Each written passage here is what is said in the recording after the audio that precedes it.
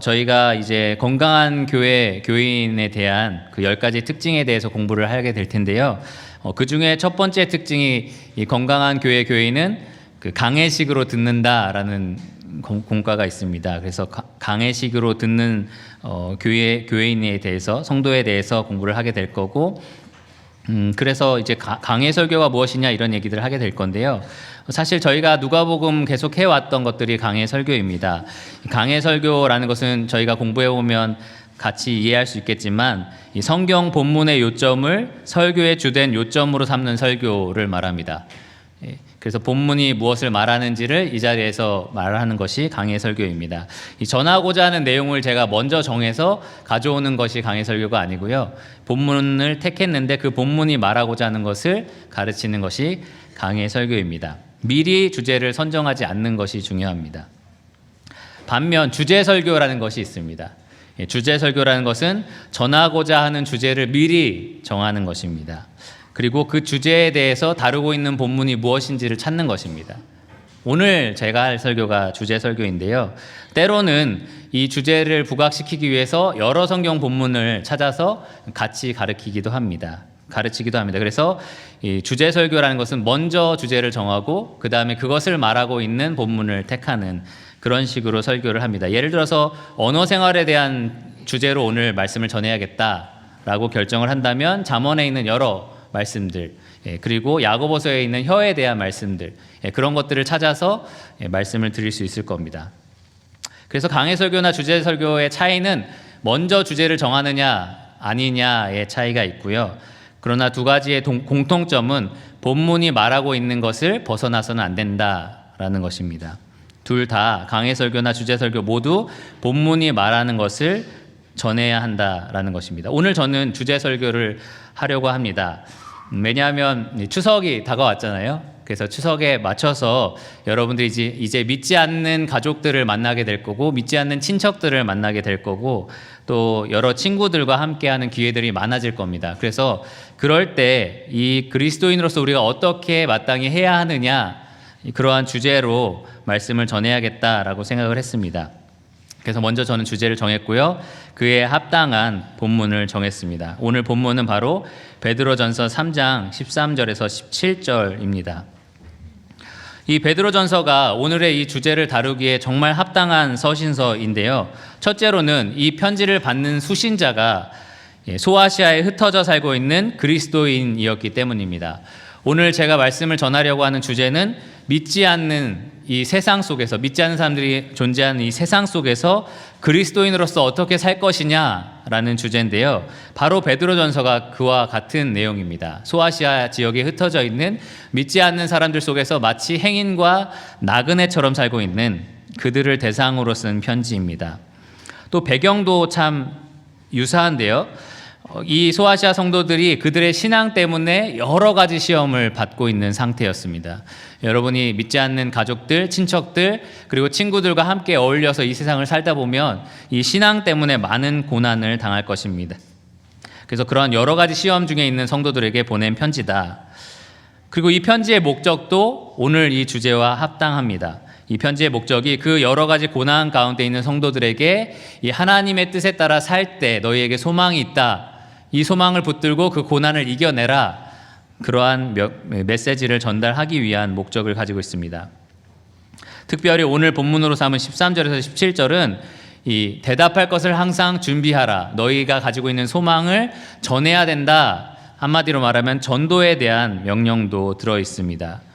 여러분들이 추석 때 또 믿지 않는 가족들과 함께 모였을 때 여러분들이 가지고 있는 믿음, 그리고 그 소망을 어떻게 전달할 것이냐, 오늘 이 본문 13절에서 17절까지 합당하게 다루고 있다라고 생각을 했습니다.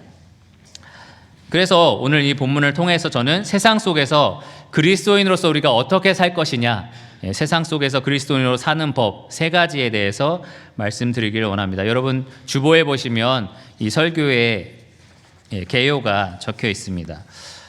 먼저 본문을 읽도록 하겠습니다. 13절에서 17절 찾으신 줄 알고 제가 읽도록 하겠습니다. 또 너희가 열심으로 선을 행하면 누가 너희를 해하리요.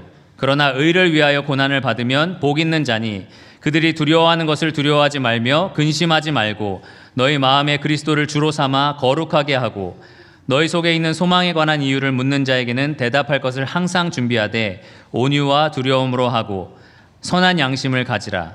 이는 그리스도 안에 있는 너희의 선행을 욕하는 자들로 그 비방하는 일에 부끄러움을 당하게 하려 함이라. 선을 행함으로 고난을 받는 것이 하나님의 뜻일진데 악을 행함으로 고난받는 것보다 나으니라.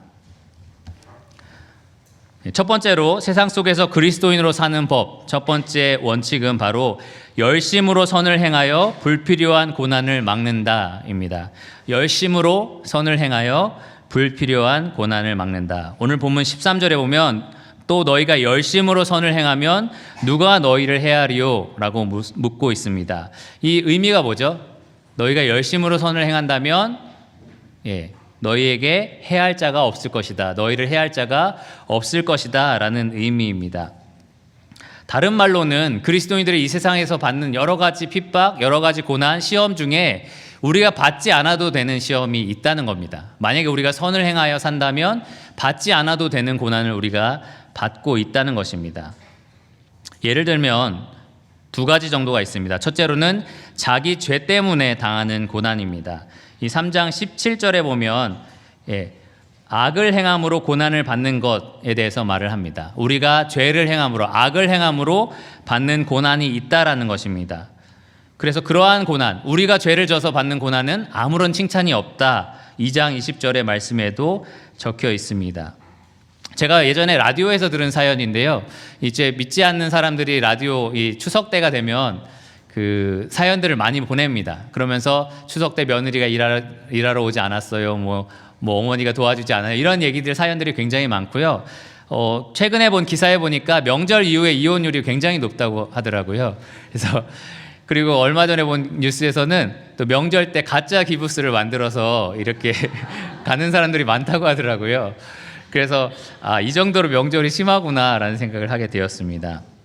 제가 들은 사연은 뭐였냐면 라디오 사연에 이제 믿지 않는 사람인 것 같아요. 그런데 이렇게 명절 때마다 전 부치고 이렇게 음식 준비를 많이 하고 이제 제사상을 위해서 많은 음식들을 준비해서 너무 힘든 건데 이제 믿는 이 며느리 2명이 다 기독교인인 거예요. 그래서 이 명절 때만 되면 전화해서 와서 좀 도와줘라, 와서 좀 도와달라 이렇게 전화를 하면 형님 저희는 다 그리스도인이라 그런 거 안 지켜요. 그러면서 오질 않는다는 거예요. 그래서 그날 와서 같이 식사는 하는데 도와주는 건 하나도 도와주지 않는다라고 합니다. 그래서 이게 기독교인이 이렇게 하는데 어떻게 하겠냐라는 식의 라디오 사연이었습니다. 자, 이렇게 해서 당하는 고난, 핍박 어떻습니까? 비방. 전에 기독교인인데 저렇게 하는 거 말이 돼? 이런 식으로 비방을 당한다. 근데 이분들이 만약에 우린 주님을 위해서 지금 고난을 당하고 있어. 이렇게 말한다면 어떨까요? 아니라고 생각이 드시죠?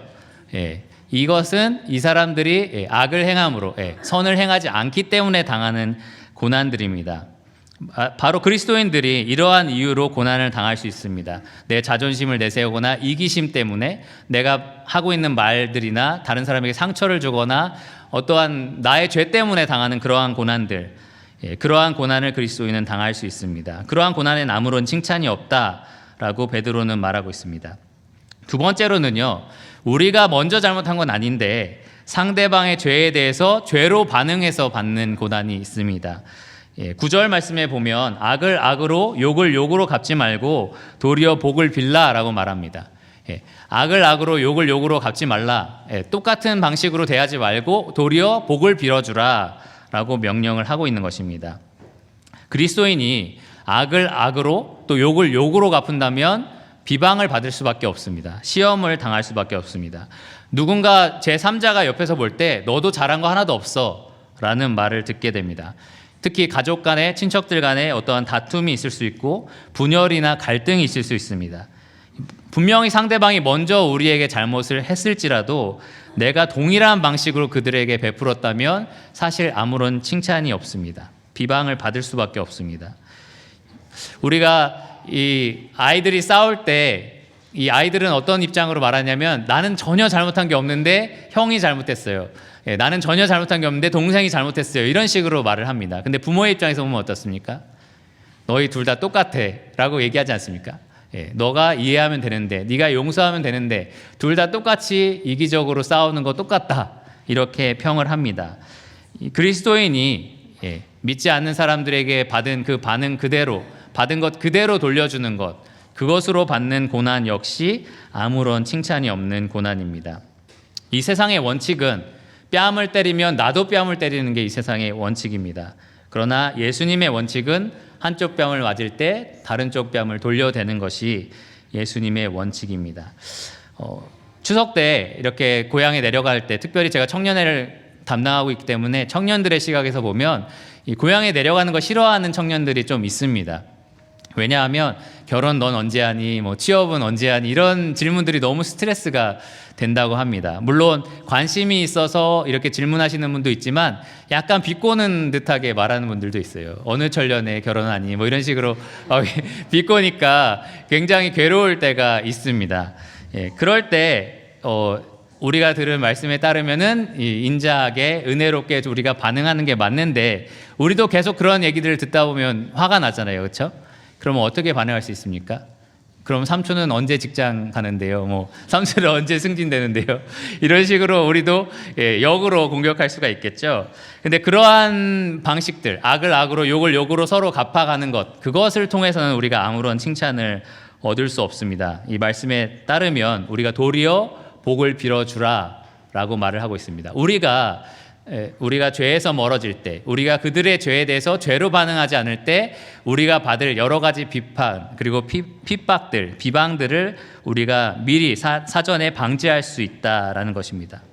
도리어 우리는 오늘 본문 말씀처럼 열심으로 선을 행해야 합니다. 그것이 바로 우리가 그리스도인들이 해야 할 일입니다. 16절 말씀에 보면 또 이런 말씀이 있습니다. 선한 양심을 가지라. 이는 그리스도 안에 있는 너희의 선행을 욕하는 자들로 그 비방하는 일에 부끄러움을 당하게 하려 함이라.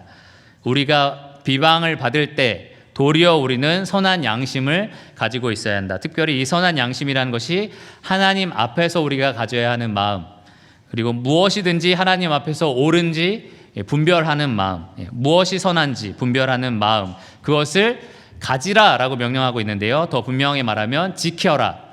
그것을 지키고 있어라 라는 말입니다. 여러분, 주님께서 이미 다 알고 계십니다. 여러분의 믿지 않는 가족들, 믿지 않는 친척들이 우리를 비방할 때, 우리의 신앙 때문에, 우리가 살아가는 그 신앙의 삶 때문에 우리를 비방할 때 오히려 우리가 이런 선한 양심을 지키고 있어야 합니다. 그들에게 악으로 갚지 말고 선으로 베풀어야 합니다. 주님께서는 이미 다 알고 계시고요. 이 16절의 말씀처럼 도리어 우리가 비방을 받을 때, 선으로 갚을 때 주님께서는 이것을 기억하시고 그들의 비방을 나중에 후에 그들에게 부끄럽게 하실 것이다 라고 말을 하고 있습니다. 모든 이 일에 대해서 심판하시는 분은 하나님입니다. 그것을 온전히 하나님께 맡겨드리고 여러분들은 선을 행하시기를 바랍니다. 여러분들 그 마음을 선하게 지켜내시기를 바랍니다. 디도서 2장 14절에 보면 우리 그리스도인들이 구원받은 목적이 바로 거기에 있다라고 말을 합니다. 이런 말씀이 있는데요. 그가 우리를 대신하여 자신을 주심은 모든 불법에서 우리를 속량하시고 우리를 깨끗하게 하사 선한 일을 열심히 하는 자기 백성이 되게 하려 하심이라. 우리가 구원받은 이유, 바로 선한 일을 열심히 하는 주님의 백성으로 삼기 위해서입니다. 그러므로 여러분들의 친척, 믿지 않는 가족들, 이번에 추석 때 같이 만났을 때 정말 선한 일을 열심히 하는 백성으로서 여러분 마음속에 있는 양심부터 선하게 지켜내시고 또 말하는 것, 행동하는 것을 선하게 보여주시기를 바랍니다. 열심히 그렇게 선을 행하시기를 바랍니다. 그러면 여러분들이 당하는 고난이 줄어들 것입니다. 구체적으로는 첫째로, 만약에 여러분들의 친척이나 친구들, 가족들에게 이미 여러분들이 범한 죄 때문에 틀어진 관계가 있다면, 갈등 관계에 있다면, 여러분들이 죄로 반응해서, 그들이 먼저 시작했지만 죄로 반응해서 이미 틀어진 관계들이 있다면, 참 신기한 게 이 가족들 안에 보면 그런 여러 사건 사고들이 있어요. 이 분하고 이 분하고 좀 안 좋은 게 있어. 왜냐하면 옛날에 이런 말들이 있었기 때문이야. 이런 것들이 다 있으시더라고요. 만약에 여러분들이 그런 것들이 있다면 이 하나님 앞에서, 그리고 그 사람에게 죄를 회개하시기를 바랍니다. 바로 그런 회개의 모습, 겸손의 모습이 바로 여기 말하고 있는 선을 행하는 모습의 첫 걸음입니다. 그것으로 이 믿지 않는 자들이 우리에 있는 그 소망에 대해서 관심을 갖게 될 것입니다. 또 그들이 비방할 때, 핍박할 때 하나님 앞에서 선한 양심을 지켜내시기를 바랍니다. 또 그들에게 선으로 오히려 갚으시기를 바랍니다. 이럴 때 우리에 대한 그 불필요한 고난이 사라지고 또 그들이 핍박한 것들에 대해서 하나님께서 마땅히 대가를 지불하게 하실 것입니다. 예전에 제가 다녔던 그레이스 교회에 어떤 자매님이 계셨는데요. 믿지 않는 남편과 살고 있었습니다. 근데 그 믿지 않는 남편이 이 자매님을 두고 여러 여자들과 이렇게 불륜을 맺고 그런 바람을 피는 그러한 일을 했었습니다. 그리고 이제 이 결혼 관계가 자기에게 계속 구속이 된다고 생각하니까 이 믿지 않는 남편이 이혼하자라고 선포를 했습니다. 근데 이 고린도전서 7장 말씀에 따라서 그래서 믿지 않는 남편이 갈라서자라고 했기 때문에 어쩔 수 없이 갈라서게 되었었습니다. 근데 이 이혼당한 이 자매님은 이 생일 때마다 특별한 날 때마다 이러한 특별한 명절 때마다 남편에게 계속 편지를 쓰면서 나는 너를 용서했고 하나님께서 너를 기억하고 계신다. 하나님의 복음을 들었으면 좋겠다라는 식의 편지를 계속해서 보냈다고 합니다. 처음에는 막 무시하고 이 믿지 않는 남편이 자기가 원하는 대로 막 살다가 이제 할아버지가 돼서 더 이상 자기를 좋아해 줄 여자가 없어지고 더 이상 자기가 기력이 없어지고 이렇게 됐을 때 어느 날 곰곰이 생각해 봤다고 합니다. 이 여자는 과연 어떤 여잔가? 내가 자기에 대해서 이렇게까지 했는데 어떻게 때마다 명절 때마다 생일 때마다 나에게 이렇게 편지를 보낼 수가 있을까라는 생각에 그 여자에게 이제 도대체 왜 이렇게 하느냐라고 물었다고 합니다. 왜 이러한 선행을 나에게 베푸느냐? 그랬을 때 이 여인이 이제 하나님 때문이다.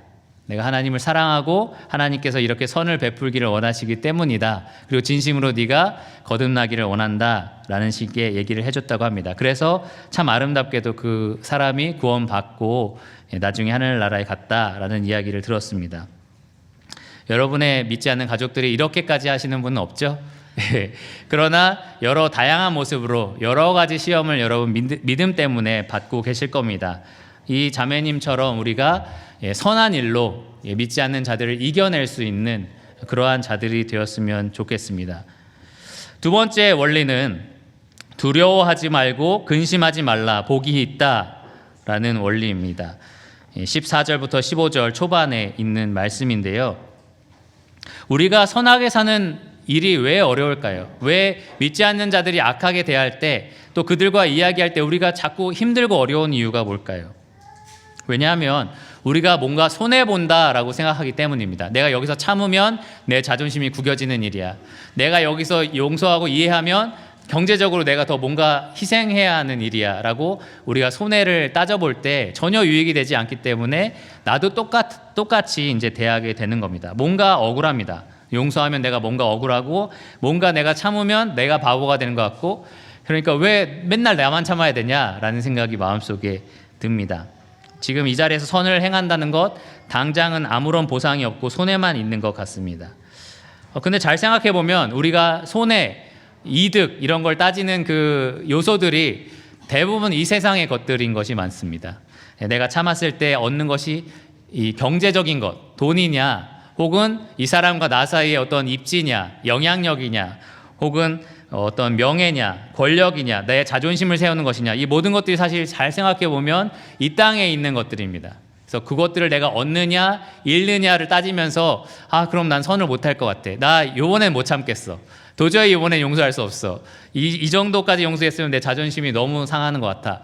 이런 것들을 따지기 시작합니다. 대부분의 요소들이 대부분의 기준이 다 이 땅에 있는 것들입니다. 내가 더 편리할 수 있느냐, 편안할 수 있느냐, 더 즐거움을 누릴 수 있느냐, 더 쾌락을 차지할 수 있느냐, 내 만족을 더 누릴 수 있느냐 이러한 요소들로 나는 따지게 됩니다. 디모데후서 3장 1절에서 5절에 나오는 말세 사람들이 추구하는 것들인데요. 그리스도인들도 사실 이런 것들을 따지기 시작하면 이 선을 행하는 것이 굉장히 어렵습니다. 선을 행하는 삶은 사실 이 죄를 멀리 해야 되는 것, 이 말세의 사람들이 따라가는 그러한 여러 가지 것들과 멀어지는 삶인데요. 세상 사람들은 그것과 점점 가까워지려고 살고 있는데 우리는 그것과 점점 멀어지려고 하는 삶을 살아야 합니다. 그러다 보니까 그들을 보면 우리가 왠지 손해보는 것 같고 바보가 되는 것 같습니다. 근데 오늘 본문 말씀 14절과 15절을 보면 그러나 의를 위하여 고난을 받으면 복 있는 자다라고 말을 합니다. 복이 있다.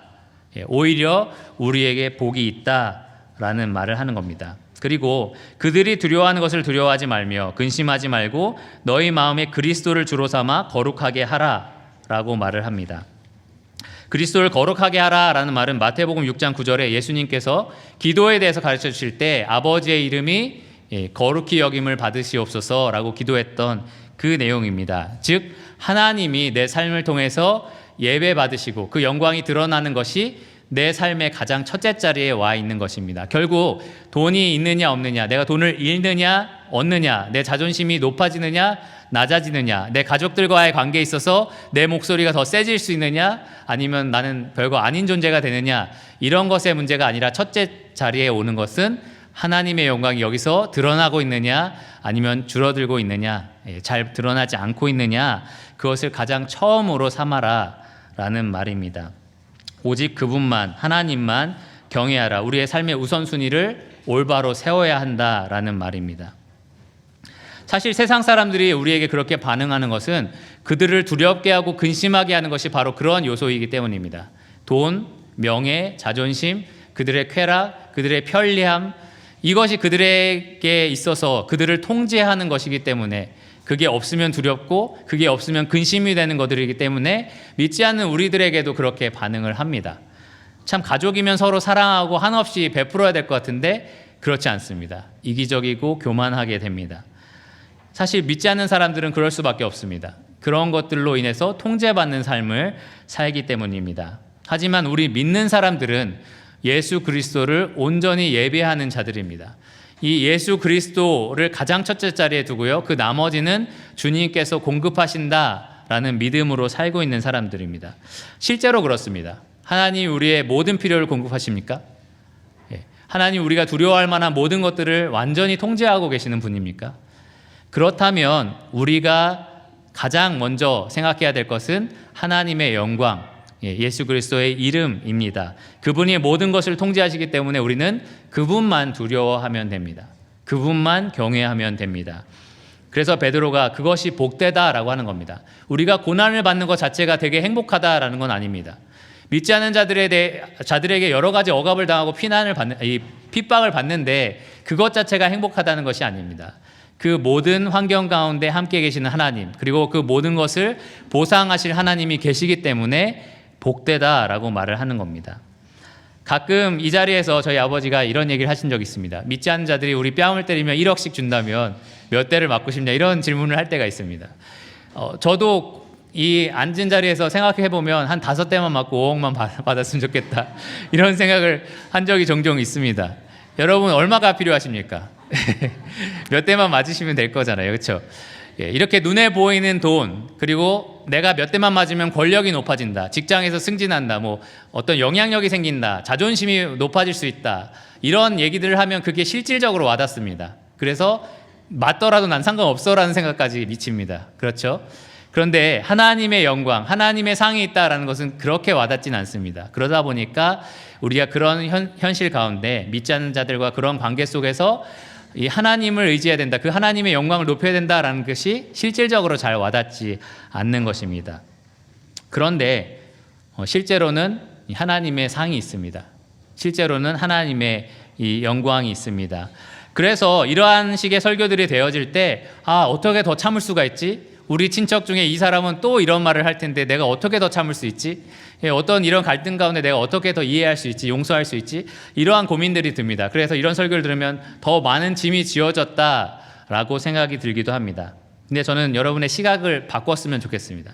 더 많은 짐을 지운 것이 아니라요, 여러분과 함께 계시는 분이 얼마나 크신 분인지를 더 보셨으면 좋겠습니다. 그분이 어떤 분인지 알 때, 그분이 우리에게 보상하실 것, 그것의 가치를 우리가 알 때 우리는 지금 상대하고 있는 믿지 않는 자들, 그들과의 그러한 문제들이 아주 작아 보입니다. 왜냐하면 그 하나님이 너무나 크신 분이기 때문입니다. 여러분 혹시 믿지 않는 가족들의 비방을 지금 받고 계시다면, 또 믿지 않는 친척들의 무시를 받고 있다면, 또 믿지 않는 사회, 직장 가운데서 여러 가지 시험을, 고난을 당하고 계신다면 그들을 두려워하지 마시기 바랍니다. 우리는 그들이 두려워하는 것들을 완전히 통제하고 계시는 그 하나님의 사람들입니다. 오직 하나님만 신뢰하고 그 하나님이 복되다라고 선포하신 그 삶을 힘차게 살아갔으면 좋겠습니다. 애굽의 모든 부와 명예 그리고 권력을 포기하고 이스라엘의 노예의 삶을 선택한 사람이 있었습니다. 누군지 아시죠? 모세였습니다. 이 모세가 선택한 것이 얼마나 한심한 것인지 한번 생각해 보십시오. 왕자로서 가질 수 있는 그 모든 걸 버리고 이 노예가 된 사람입니다. 여러분들이 지금 있는 삶을 다 정리하고 어디 저 못 사는 나라에 가서 그 사람들과 똑같은 삶을 산다.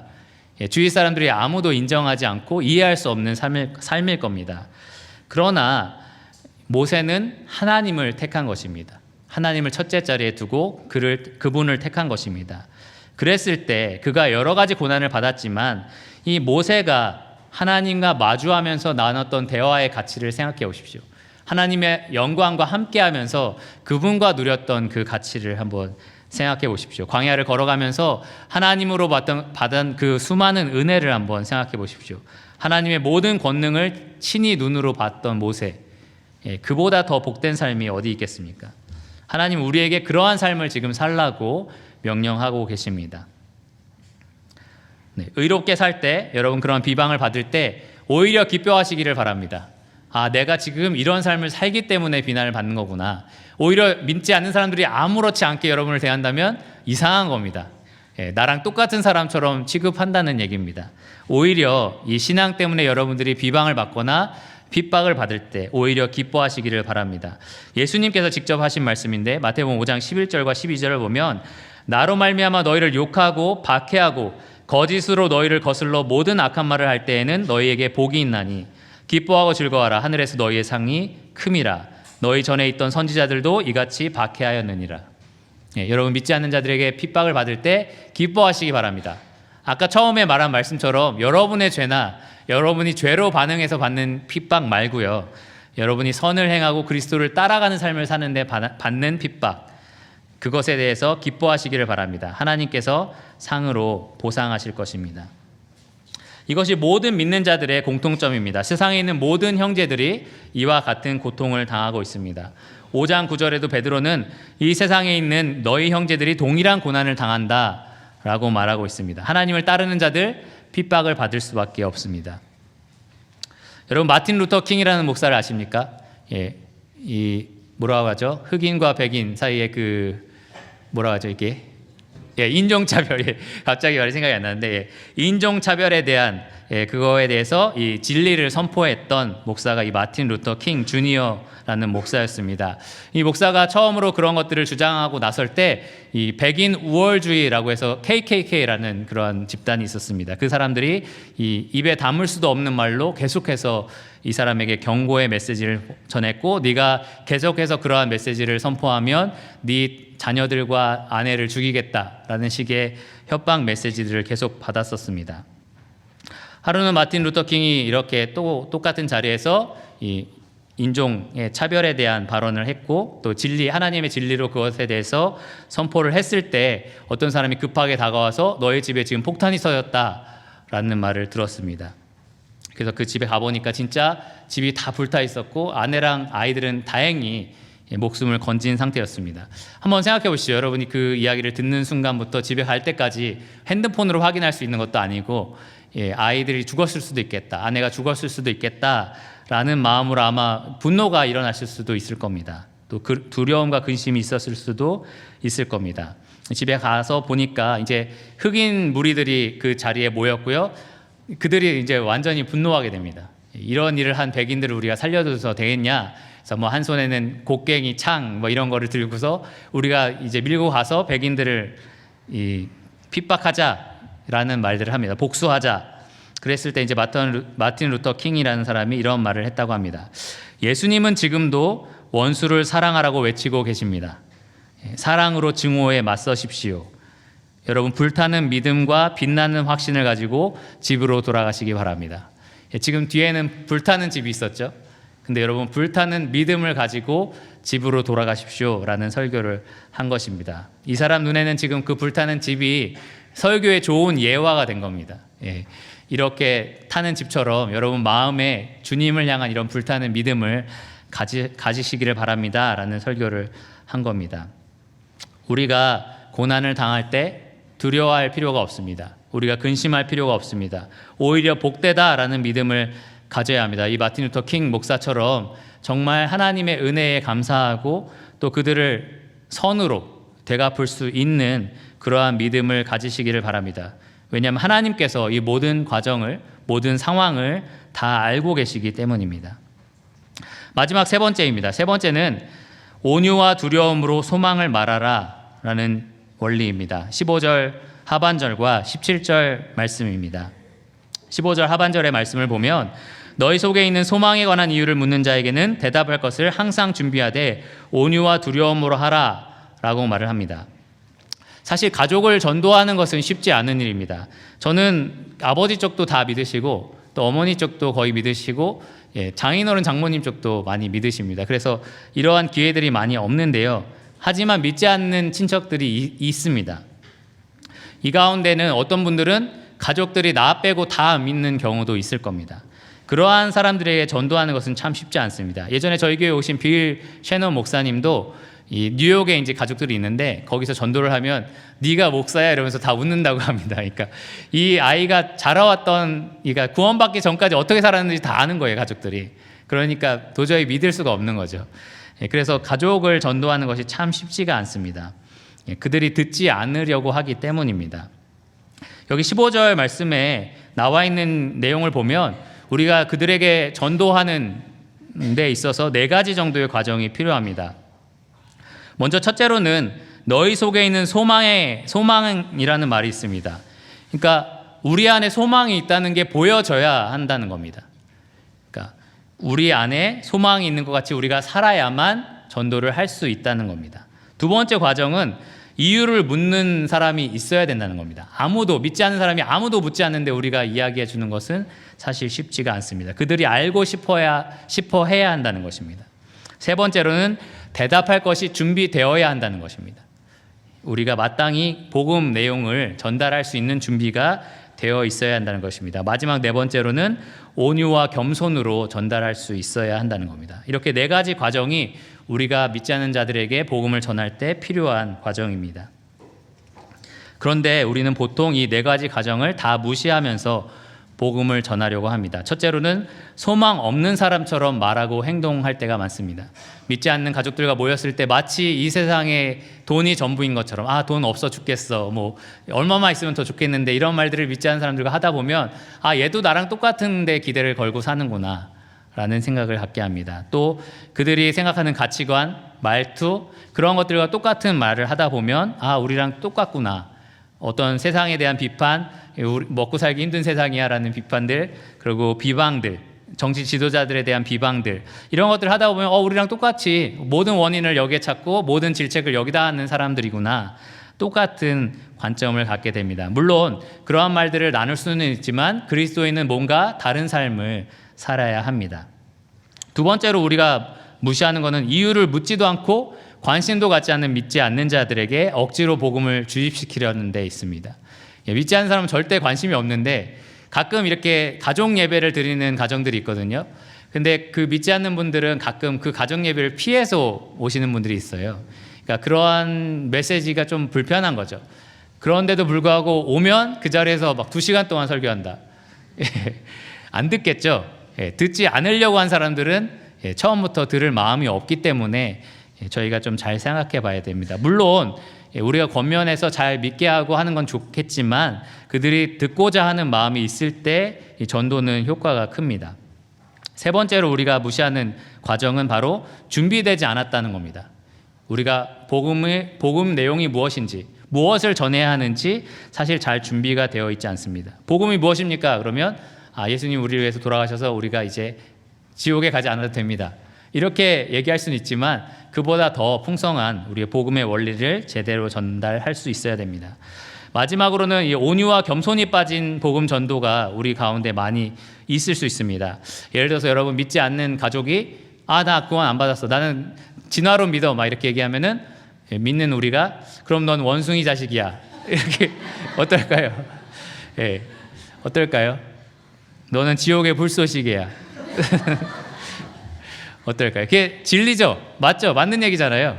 예. 그러나 그런 온유하지 못하고 겸손하지 못한 태도로 나오는 복음에는 힘이 없습니다. 그거는 복음 자체에 힘이 없는 게 아니라 온유하지 못하기 때문에 그렇습니다. 그래서 우리 믿는 자들에게는 우리의 소망 되신 예수 그리스도를 전파해야 되는 의무가 있습니다. 그것이 아주 중요한데요. 그것이 바로 하나님의 뜻이기 때문입니다. 17절에 보면 선을 행함으로 고난을 받는 것이 하나님의 뜻이다라고 말하고 있는데요. 우리가 믿지 않는 자들에게 가장 베풀 수 있는 최고의 선은 바로 우리를 선하게 만드신 예수 그리스도에 대해서 알려주는 일입니다. 영생에 대해서 알려주는 일입니다. 그래서 우리는 그들에게 복음을 전해야 합니다. 어떻게 우리가 그들에게 소망을 전해줄 수 있을지 세 가지 정도 살펴보고 마치도록 하겠습니다. 먼저는 여러분 하늘나라 소망에 사로잡혀 살기를 원합니다. 고린도후서 6장 9절에서 10절을 보면 사도 바울은 자기 자신에 대해서 이렇게 말합니다. 무명한 자 같으나 유명한 자요, 죽은 자 같으나 보라 우리가 살아있고, 징계를 받은 자 같으나 죽임을 당하지 아니하고, 근심하는 자 같으나 항상 기뻐하고, 가난한 자 같으나 많은 사람을 부유하게 하고, 아무것도 없는 자 같으나 모든 것을 가진 자로다. 여러분 이번 추석에 믿지 않는 가족들과 친척들과 함께 있을 때 바로 이런 사람처럼 확신을 가지고 소망이 있는 사람처럼 사는 모습을 보여주시기를 원합니다. 뭔가 다른 삶을 사시기를 바랍니다. 하나님 소망에 붙들려 사는 사람처럼 그렇게 사시기를 원합니다. 여러분 건강이 지금 좋지 못하더라도 마치 영원한 생명을 가지고 있는 사람처럼, 재산을 지금 잃어버린 상태일지라도 영원한 기업을 가지고 있는 사람처럼, 그리고 가족을 잃었을지라도 수많은 주의 백성들과 한 가족이 된 사람처럼 사는 모습을 보여주시기를 바랍니다. 제가 아내와 종종 아주대 병원을 가면 똑같은 병을 앓고 있는 환자들을 만나게 되는데요. 이렇게 재발하거나 이런 사람들도 있고 얼굴이 정말 흑색입니다. 얼굴을 보면 정말 흑색이고 아무 소망이 없는 사람처럼 보입니다. 아내를 보면 가끔 그런 얘기를 해요. 멀쩡한 사람 같다고, 건강한 사람 같다, 이런 얘기를 합니다. 예전에는 머리카락이 없었으니까 이제 그렇지 않다라는 걸 알았지만 지금은 아마 더 의심을 할 것 같은데요. 왜 다른 모습을 보이게 될까요? 왜 저희들이 그렇게 다른 모습을 보이게 될까요? 실비보험이 있어서요? 아닙니다. 우리 안에 하나님이 계시기 때문에, 지금 내가 생명을 잃을지라도 영생이 있기 때문에, 내가 재산을 잃을지라도 아까 말한 것처럼 영원한 기업이 있기 때문에, 우리의 삶이 이 세상이 끝이 아니기 때문에 우리는 그들보다 다른 삶을 살 수 있습니다. 똑같이 슬프고 똑같이 근심이 되고 똑같이 염려 가운데 빠질 수 있지만 우리 안에 있는 소망이 너무 커서 그 모든 두려움과 근심을 몰아냅니다. 그것이 하나님을 믿는 사람답게 사는 사람의 삶입니다. 그래서 그 무엇보다도 하나님의 사랑에서 우리를 끊을 수 없다라고 약속하신 하나님의 말씀을 믿는 자처럼 사시기를 바랍니다. 두 번째로, 대답할 것을 항상 준비하는 사람이 되기를 원합니다. 물론 하나님의 나라는 말과 지혜에 있는 것은 아닙니다. 성경에 보시면 와 보라 라는 말 하나로 전도한 사람도 있습니다. 하지만 우리가 준비할 필요가 전혀 없다라는 말도 아닙니다. 여러분 한번 생각해 보십시오. 우리는 기도 제목에 믿지 않는 가족들의 이름을 많이 적어 넣습니다. 수요일마다 저희가 계속해서 믿지 않는 그 가족들을 위해서 기도를 합니다. 여러분들 마음에 그러한 간절함이 있을 겁니다. 언제 내 남편이, 언제 내 자녀가, 언제 내 사랑하는 부모님이 구원받을 수 있을까? 근데 이번 추석에 갔더니 그분들이 이렇게 묻는다고 한번 생각해 보십시오. 나 네가 믿는 하나님 정말 믿고 싶어. 이 자리에서 정말 복음이 무엇인지 나에게 꼭 얘기해 줬으면 좋겠다. 여러분 준비가 되셨습니까? 그때 뭐라고 말해야 될지 준비가 되셨습니까? 이번 주일에 우리 교회 와봐 라고 하실 수도 있지만, 만약에 부산에 계신 분이라면, 제주도에 계신 분이라면 불가능하겠죠. 여러분들이 준비가 되셔야 합니다. 제가 혹은 교회 리더들이 혹은 다른 분들이, 복음의 은사가 있는 다른 분들이 모든 지역을 다 방문할 수는 없습니다. 여러분의 그 지역에서 복음을 전파해야 되는 그 역할은 여러분들에게 주어져 있습니다. 그러니 준비하시기를 바랍니다. 언제 어디서 이 믿지 않는 자들이 여러분에게 그 소망에 관한 이유를 물을지 모릅니다. 우리가 교회에서 복음 집회를 하고 특별 집회를 많이 할 때가 있습니다. 신기한 것은 미국에서 이 다양한 집회를 하는데 막 연극도 한대요. 막 예수님에 대한 뮤지컬 같은 걸 하면서 복음을 선포하기도 한답니다. 그럴 때 교회에 정말 하나 가득 이 믿지 않는 자들이 온다고 합니다. 이 멋있는 뮤지컬을 보고 뮤지컬 연기한 사람들이 할리우드 배우들이니까 당연히 오겠죠. 그런데 그 전도에 대한 책자를 쓴 그분이 하시는 말은 그걸 통해서 구원받은 사람이 한 명도 없었다는 거예요. 그래서 실제로 조사를 해보니까 이러한 대규모 복음 집회나 어떤 행사를 통해서 구원받은 사람은 약 1%에 불과하다. 이 약 43%는 친구나 가족, 지인들을 통해서 하나님께 인도된다라고 얘기를 합니다. 여러분들이 바로 그 일을 할 분들입니다. 그러니까 그 말들을, 그 내용들을 준비하시기를 바랍니다. 무엇이 과연 복음인가, 그들에게 전달해야 될 내용이 무엇인가 미리 준비하고 내려가시기를 바랍니다. 아주 긴 거리를 운전하신 분들 있잖아요. 그 시간에 충분히 준비할 정도로 시간이 있을 텐데요. 이러한 내용들을 많이 준비해 보시기를 바랍니다. 마지막 세 번째로는 온유와 겸손으로 옷 입으시기를 바랍니다. 사실 복음은 그 자체가 믿지 않는 자들에게 있어서 불편한 메시지입니다. 하나님을 받아들이지 않으면 지옥이다 라는 메시지이기 때문에 결국은 그들의 죄를 드러내고 죄를 부각시키는 내용이기 때문에 그들은 사실은 불편할 수밖에 없습니다. 하지만 이 진리가 전달해주는 그 권위에 있어서 전달되는 그러한 불편함 말고 내 목소리나 내 어조나 내가 말하는 방식이나 이런 것들로 인해서 그들을 불쾌하게 해서는 안 됩니다. 우리는 윽박지르거나 혹은 계속 반복시켜서 주입시키려고 하거나 그들을 모욕하거나 혹은 무시하거나 그런 식으로 절대로 진리를 전달해서는 안 됩니다.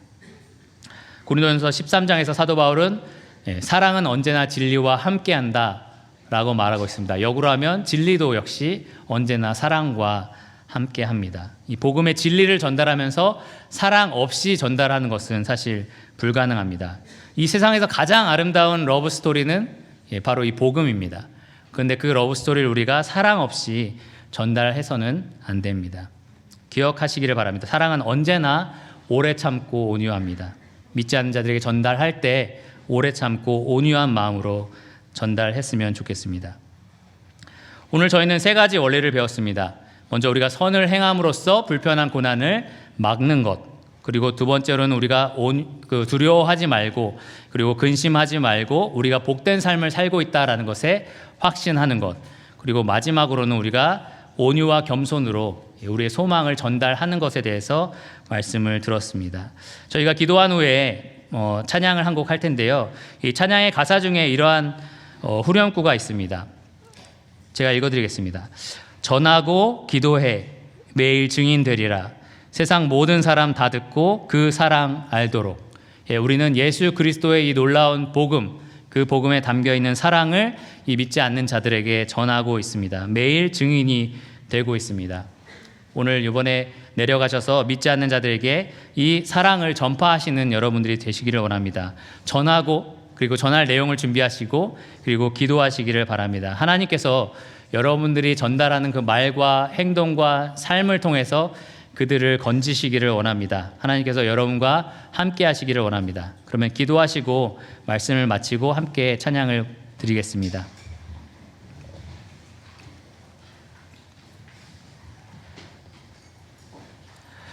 주님 감사합니다. 저희가 오늘 들은 말씀에 따라 저희가 믿지 않는 세상 속에서 그리스도인으로서 어떤 역할을 담당하였는지 다시 일깨워 주심에 감사를 드립니다. 주님, 저희를 사랑하신 주님의 사랑이 지극히 크고 놀랍습니다. 주님, 저희를 향하신 주님의 인내와 또 온유와 겸손이 얼마나 크고 깊은지 모릅니다. 주님, 믿지 않는 자들에게 저희가 받은 사랑의 깊이와 또 주님이 보여주신 온유와 겸손이 얼마나 위대한지 저희의 말과 행동으로 보여줄 수 있도록 도와주시기를 원합니다. 주 안에서 저희가 가지고 있는 소망이 얼마나 위대하고 또 가치 있는지 저희가 드러내는 자들이 되기를 원합니다. 이번 추석에 또 믿지 않는 자들과 늘 함께 거하는 이 세상 속에서 믿는 저희들에게 힘을 더해 주시고 저희를 통하여 하나님께서 영광을 받으시오며 또 믿지 않는 자들에게 주님의 선함과 또 사랑이 저희를 통해서 흘러나기를 간절히 기도를 드립니다. 여기 계신 모든 성도님들에게 주님께서 힘을 더하시고 또 지혜를 더하여 주시기를 원합니다. 이 모든 것을 예수 그리스도 이름으로 기도드렸습니다. 아멘.